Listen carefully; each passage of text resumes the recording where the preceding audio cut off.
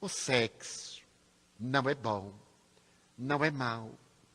É um departamento genésico, com a finalidade precípua da reprodução. Entretanto, ele vem sendo usado a soldo dos interesses mesquinhos e, mais do que nunca, na atualidade, transformou as criaturas humanas em objetos de servilismo, de promoção social, dos denominados 15 minutos de glórias diante dos holofotes e dos imensos veículos da mídia, sob todos os aspectos considerada. O sexo está na alma, através das polaridades que no espírito sintetizam a vida. Não passou despercebido ao codificador da doutrina espírita a realidade do sexo, quando na questão de número 200 do Livro dos Espíritos, ele interrogou: tem sexo os espíritos? Ao que as entidades venerandas responderam: não conforme o compreendeis. Eles são constituídos de uma forma diferente. Em realidade, as polaridades são materiais, trabalhadas com a finalidade precípua da perpetuação da espécie. Graças a esse departamento que é semelhante ao estômago para a digestão, ou ao cérebro para o milagre dos fenômenos intelectuais, motores e emocionais, o sexo tem sido motivo de calamidade, de transtornos interiores, de guerras hediondas. Acredita-se, por exemplo, que Hitler seria portador de um desvio sexual e, como mecanismo de fuga, para poder atender às suas necessidades de mando, conforme a psicanálise analítica de um dos mais nobres discípulos de Freud, Alberto Adler, teria desencadeado a guerra para demonstrar o seu poder, transferindo-se da impotência sexual para a dominação de outras vidas. Um dos mecanismos do sexo, conforme ensinava o próprio Adler. Ele se manifesta como uma força que sai da libido para o poder externo, a necessidade de dominação para ocultar o conflito da sua incapacidade de função. Nesta mesma ordem de raciocínio, vamos observar que a divindade, quando nos ofereceu o departamento do sexo, facultou-nos a sensação, facultou-nos a emoção, a sensação dos impulsos materiais para a busca, a eleição no quimismo cerebral, capaz de poder proporcionar as manifestações externas da libido. E na emoção, pelo sentimento de paz, de hormônios emocionais, de gratificação, de intercâmbio e de gratidão. No entanto, são poucos os indivíduos na Terra que podem ser considerados como portadores de manifestações sexuais catalogadas como normais. Um dos mais notáveis psiquiatras americanos, o Dr. Frank S. Caprio, dividiu a humanidade em 6 biótipos específicos: normais, neuróticos, psicóticos, psicopatas, dementes e a massa, os outros. Aqueles que fazem parte dos grupos massivos da Ásia, da Arábia, da África, das ilhas do Pacífico, e que se perde nesse aluvião de primitivismo, procurando definir o que seria uma pessoa normal? Diz o Dr. Caprio. É aquele indivíduo que é capaz de viver de maneira consentânea com o equilíbrio psicológico, que é capaz de amar a outrem, sem o escravizar à sua paixão. É capaz de repartir sentimentos. É capaz de superar os conflitos da jornada. Não apresenta nenhuma lesão de natureza psicológica ou fisiológica cerebral. Seria este o indivíduo catalogado psiquiatricamente como sendo normal. Mas, da mesma forma, um outro psiquiatra extraordinário, o Dr. Edward Groff, da Inglaterra, estabelece que o indivíduo perfeitamente normal é aquele que pode desembaraçar-se dos compromissos sem conflito. E é normal sexual aquele que pode ter uma vida saudável, sem culpa, sem fetiche, sem superstição.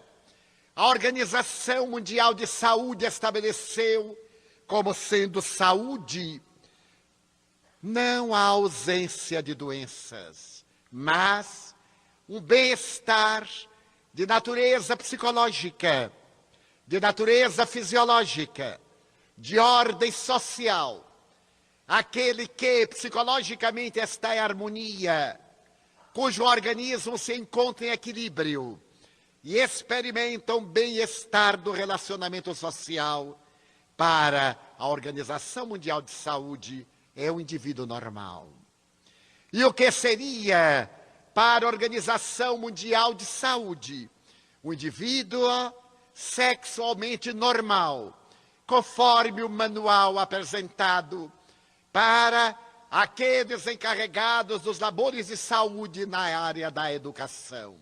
Seria o indivíduo cujas funções são exercidas sem complexos, sem ansiedades, sem tormento. Que são capazes de amar a pessoa, libertando-a das suas imposições. Que pode proporcionar bem-estar com a sua presença. Que estimula os valores hábeis da vida. Que é capaz de enfrentar as vicissitudes sem ter qualquer conflito. E quando haja esse conflito, dele sair com relativa facilidade.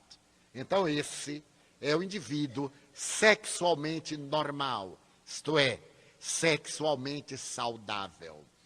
Aqueles que se encontrarem colocados dentro deste padrão podem ser considerados indivíduos saudáveis.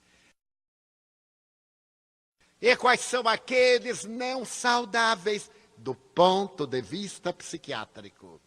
São aqueles portadores de desvio da libido.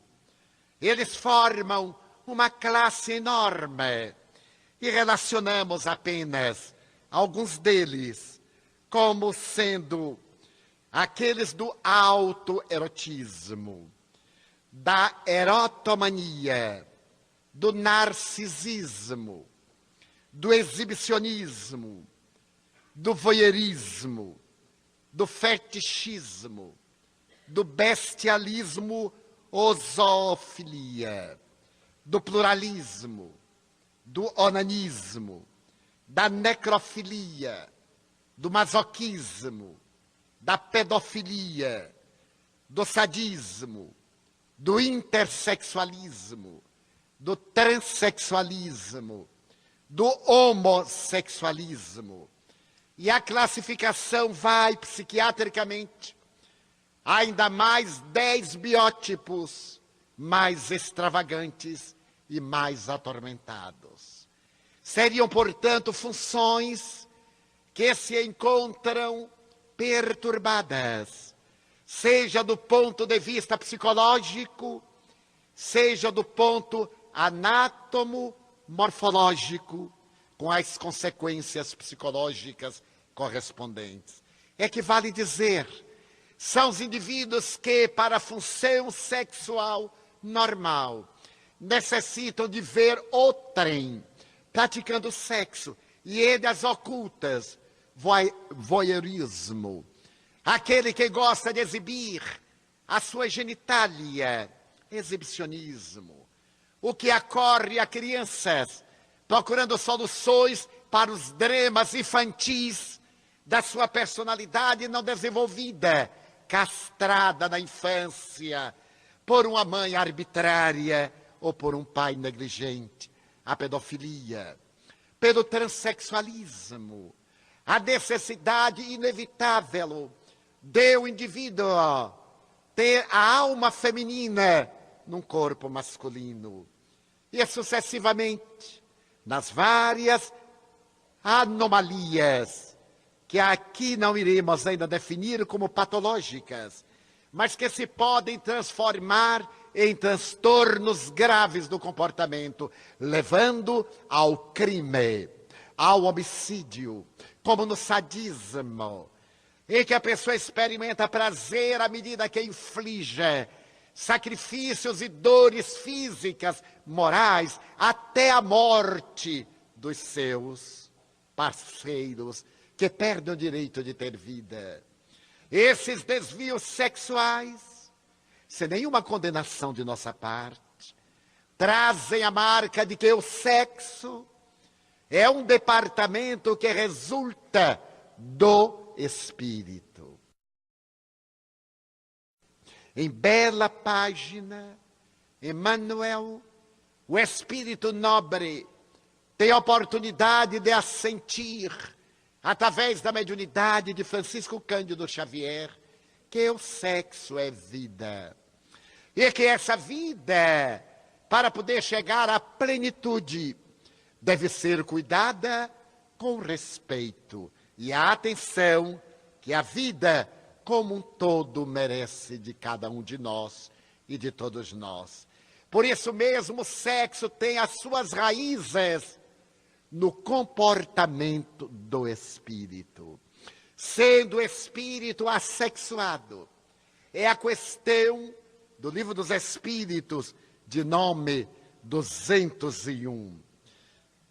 Quando Allan Kardec pergunta, os espíritos que animam o corpo de um homem pode, em uma outra reencarnação, assumir o corpo de uma mulher, ou vice-versa?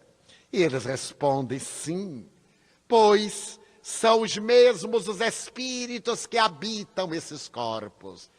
É que vale dizer que o espírito que numa jornada é portador da anatomia masculina e dela se utiliza de maneira equívoca ou irresponsável na cata de exorbitantes prazeres, pode estabelecer um conflito sexual nas áreas profundas do seu corpo perispiritual. No seu modelo organizador biológico, ou no seu corpo astral, que se encarregará de, numa próxima reencarnação, criar-lhe uma anatomia correspondente, porém conflitiva, desde que ele abusou da função para a qual o órgão foi estabelecido, ele retornará com a psicologia masculina ou feminina, se for o caso, a anatomia feminina ou masculina, mas graças ao mau uso vai necessitar de estímulos que saem da área mental do estado normal, para poder encontrar motivos para o atendimento da necessidade sexual. Se por acaso, em várias reencarnações, ele trouxe a polaridade masculina, de que se utilizou indevidamente para infelicitar, para submeter a mulher, para escravizá-la, para desdenhá-la, para dela se utilizar como de algo descartável. Um dia, para desenvolver os sentimentos de amor, de ternura, de maternidade, esse espírito reencarnar-se-á na forma masculina, ou melhor, feminina, trazendo uma psicologia masculina. A forma feminina ser-lhe-á imposta por uma necessidade de evolução, mas as suas lembranças, seu comportamento, serão todos eles masculinos. E teremos aí uma conduta homossexual. O que não quer dizer que signifique uma conduta de corrupção, mas uma tendência a gostar de pessoas do seu mesmo sexo, a procurar naturalmente correspondentes dentro da sua faixa de emoção. Se por acaso foi uma mulher que exorbitou, que se utilizou da função sexual para os caprichos e para o poder, que despedaçou lares, ela se reencarnará numa formação oposta, para aprender dignidade, para aprender vigor. E, naturalmente, ela terá uma postura homossexual feminina. Não se trata de uma punição, antes de uma proposta reeducativa, para ensejar ao espírito rebelde a disciplina que vai harmonizá-lo dentro das funções sexuais que estão no seu psiquismo. O sexo, por outro lado, é o responsável pela família, da poligamia, em que era possível a variação de parceiros sem qualquer respeito pela integridade um do outro. A monogamia, conquista extraordinária da evolução animal, antropológica. O indivíduo vai encontrar na família o regaço de apoio para a plenitude sexual. Não nos referimos aqui ao aparelho genital, mas à sexualidade, a esse conjunto que estabelece o paradigma de um indivíduo harmônico. A sexualidade são todos os implementos, elementos que constituem o indivíduo, enquanto o sexo é apenas o aparelho promotor da função dessa natureza. A família é o grande lar, no qual, em miniatura, nós avancemos na direção do imenso lar, merecendo da nossa conquista psicológica todo o empenho, todo o valor. A fera que lambe o filho será mais tarde a criatura humana, o seu psiquismo, que beijará eternamente a face do ser angélico que lhe dorme nos braços. O animal que vai enfrentar os predadores para poder defender a prole, será mais tarde o pai que se postará à frente do lar para resguardar a integridade da família das agressões mais variadas. Um processo de evolução que lentamente vai atingir a família além dos vínculos biológicos, da consanguinidade. A família étnica, aqueles que estão vinculados por princípios genéticos de uma etnia.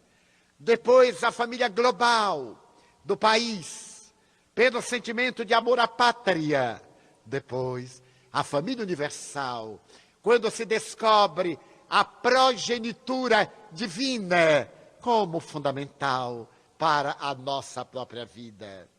Sejam quais forem os obstáculos de um relacionamento familiar, dos mais destacados, vale a pena considerar que a família, mesmo quando resulta de um acidente não programado pelas leis da vida, que é resultado de precipitação, de responsabilidade, de desequilíbrio, merece ser preservada, mesmo que há sacrifício.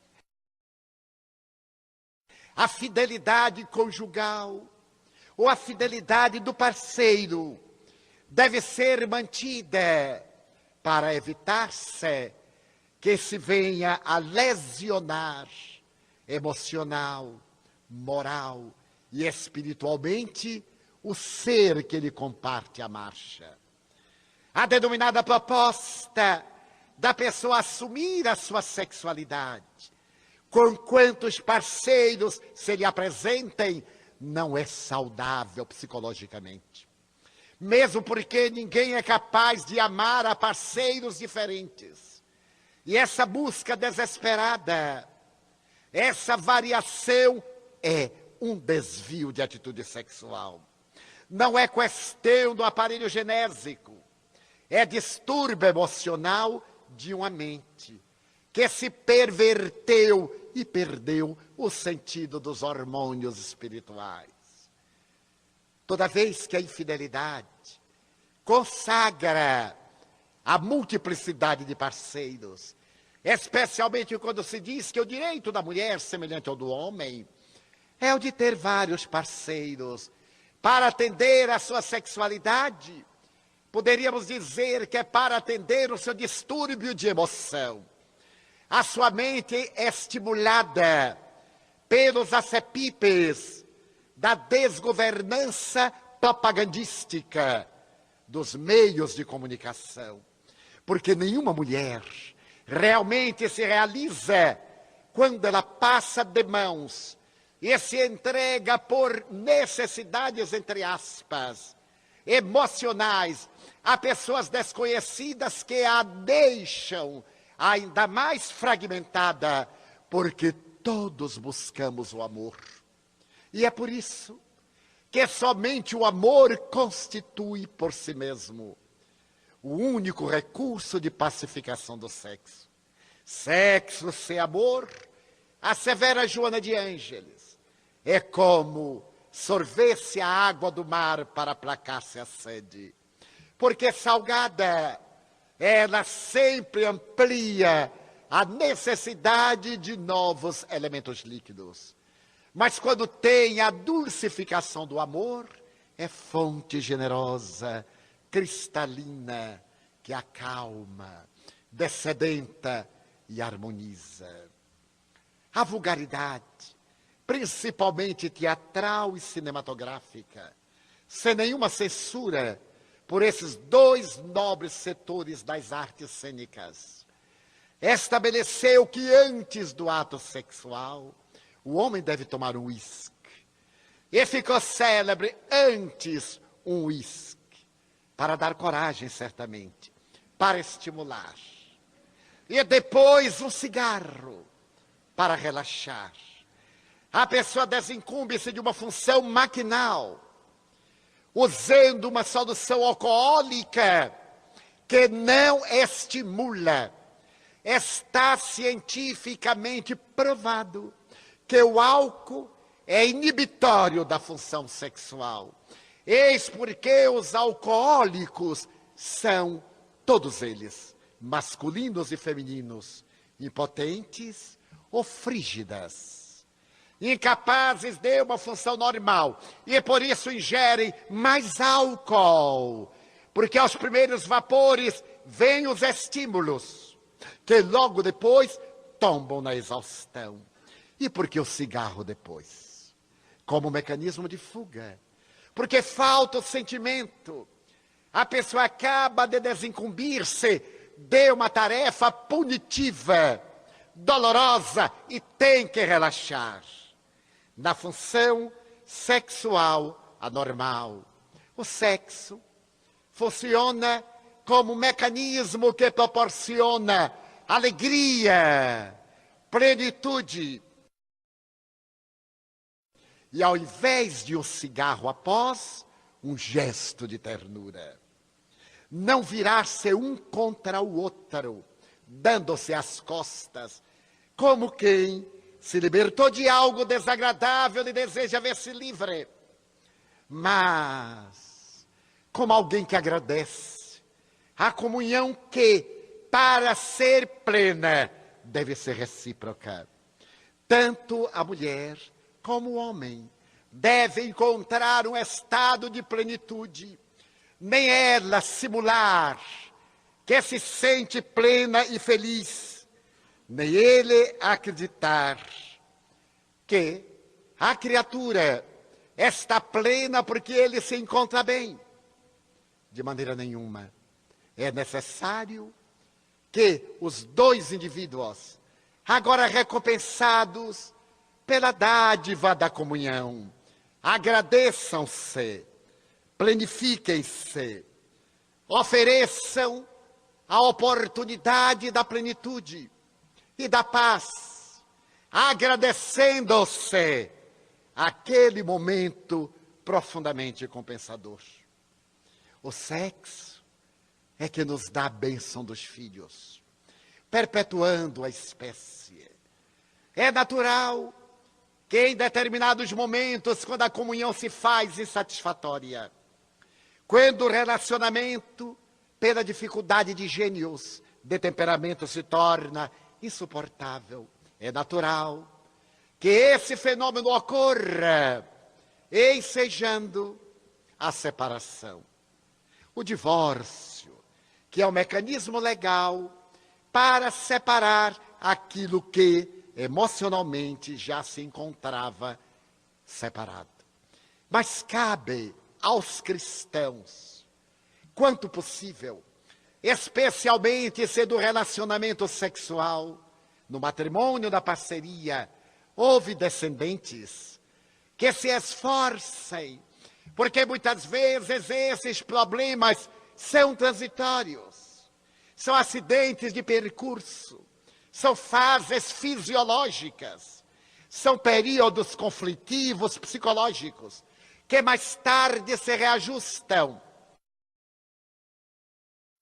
A pessoa muda de parceiro, mas não muda de comportamento. E vai procurar, talvez, no outro parceiro, masculino ou feminino, aquilo que aparentemente faltava no que deixou. É a busca do novo, do diferente, que em breve será normal, repetitivo, cansador. E por consequência, a pessoa passa a usar a função sexual como alimento de variação constante, sem a consequência de uma digestão de plenitude. Daí o divórcio, não obstante legal, deve ocorrer quando realmente haja fatores impositivos e profundamente exigindo situações que devem ser transformadas sob o critério das leis, da moralidade e do equilíbrio. E como nos comportarmos diante da prostituição, que é da tradição a mais antiga profissão da humanidade. Colocarmos-nos em uma atitude de compaixão por aqueles que vivem do sexo. E hoje a prostituição assumiu um aspecto de grande variedade, não apenas do bordel, das ruas escusas da cidade, aos motéis elegantes da periferia da cidade, ou aos apartamentos de luxo, onde desfilam ases e astros que comovem o mundo e que são atormentados sexuais. Essa variedade infinita, embora não assalariada, é um distúrbio de prostituição da compostura moral. Quando nós dizemos que não é assalariada, porque não tem um preço estabelecido na tabela de entrada, mas há um grande preço. Quantas pessoas, masculinas e femininas, prostituem-se para granjearem lugar de destaque na sociedade, na política, nas artes, nos relacionamentos sociais, na posição econômica, recebendo em contrapartida apartamentos de luxo, joias de alto preço, automóveis, casacos de peles raras. Nunca, porém, a paz interior. Porque ao trocar de parceiro, viaja para novas experiências com o sentimento dilacerado, sabendo-se não amado. Se trata de um indivíduo masculino ou feminino importante, ele sabe que aqueles que lhe falam de amor estão desejando a sua luz para se projetarem na sua claridade. E é quando propõem um consórcio, é para se tornarem comentados pela mídia e logo depois partirem para um divórcio, quando novamente são comentados pela mídia. São desvios psicológicos da função sexual, por ausência do amor. Examine-se a paisagem dos grandes campeões de sexo, masculinos e femininos, e vejam-se quão solitários são. Nunca me esquecerei de uma declaração da atriz mais cobiçada do mundo durante as décadas 1940 e 1950. Rita Hayworth, que se celebrizou no papel da bailarina Gilda. Ela se casou com o príncipe Ali Khan, com Orson Welles, o gênio da cinematografia.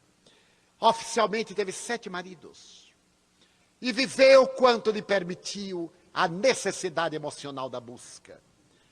Logo que o príncipe Ali Khan dela se divorciou, o filho do homem mais rico do mundo, o Aga Khan, ela escreveu amarga: os homens deitam-se com Gilda, a personagem, e acordam com Rita, a mulher frágil, a mulher necessitada de amor.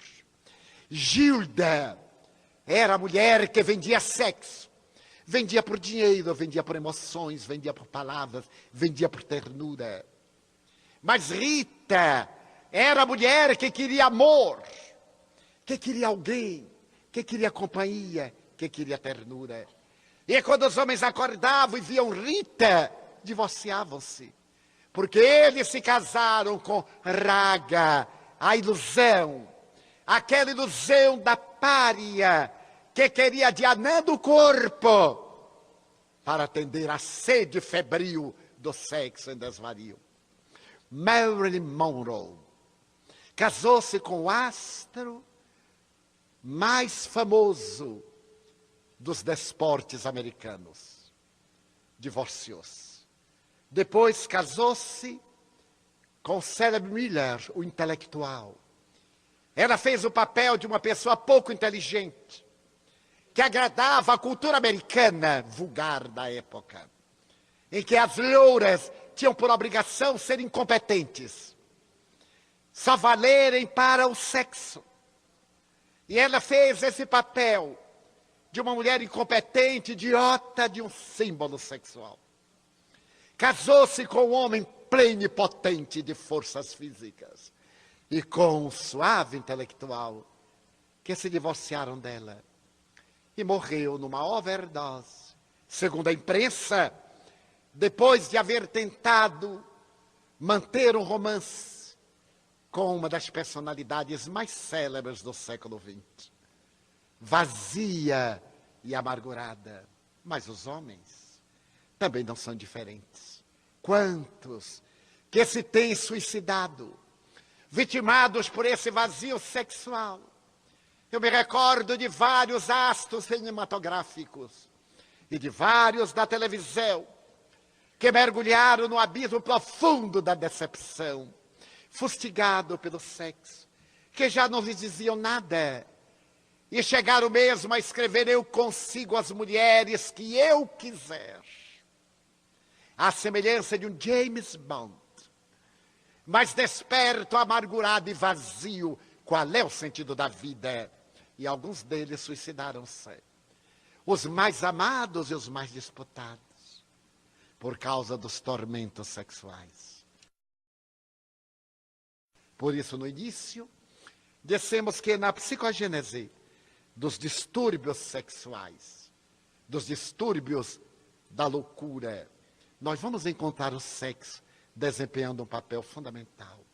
E quando será o sexo ideal para nós? A abstinência. Não iremos transitar do hotentote para o santo. Não podemos esperar que o homem primitivo dê um salto da caverna para a cátedra de direito internacional.